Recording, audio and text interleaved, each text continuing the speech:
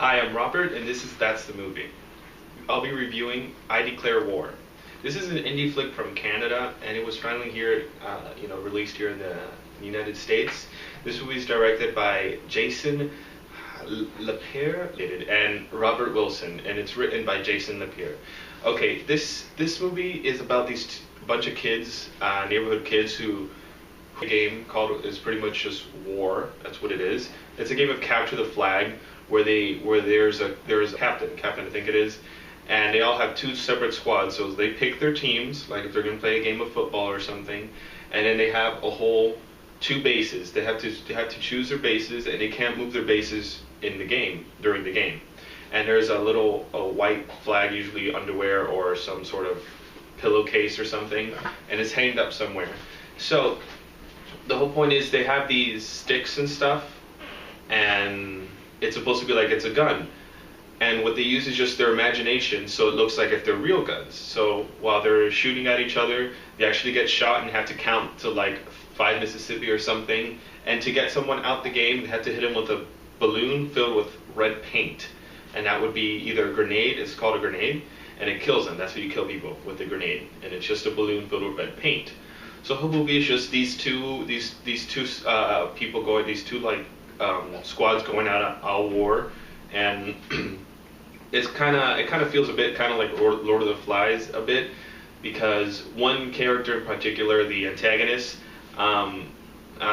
he kind of goes crazy. He even decides to capture and take one as a prisoner and torture one of the characters, one of the good protagonists, and it's kind of funny because they're all 12-year-olds, they're little kids, and it's like if they're in actual war, and the captain has like legitimate strategies and stuff, and he acts like a cold-hearted captain who would do anything just to win.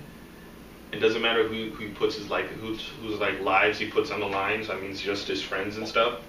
So he's not the morale around his crew is not very high, and it's kind of funny. On top of it, they're all like 12-year-olds, so they're always fighting over something dumb all the time. And it was a clever idea. In the end, it was an okay movie. I guess maybe if you don't like seeing, it's not even violent. That's the thing. It's just funny. The kids would swear a lot. It's kind of hilarious. I just thought it was a clever film. It was pretty funny. Now that was the story. Now let's get down here to the directing. Directing was pretty cool.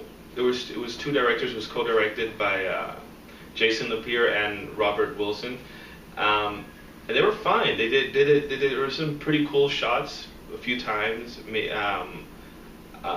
Especially one where they come into the base, and one of them's going to capture this base, and one team starts cheating, and the other one. It's just these. It was a pretty cool shot that he did there. But anyways, it was just standard directing. It was pretty good. It wasn't bad. It wasn't like whoa, but it was fine. Now the acting. This stars CMU, Gage Monroe, and Michael Friend. CMU plays Quan, which is the best friend of the protagonist of the group. He's the captain. He's just the captain of the protagonist group, pretty much. Excuse me. He plays Gage Monroe plays PK, which is best friends with Quan, and they have this sort of feud going on with. PK has this feud going on with Michael Friend's character called Skinner, and apparently at the end it's revealed why they're angry at each other and why they're fighting, and.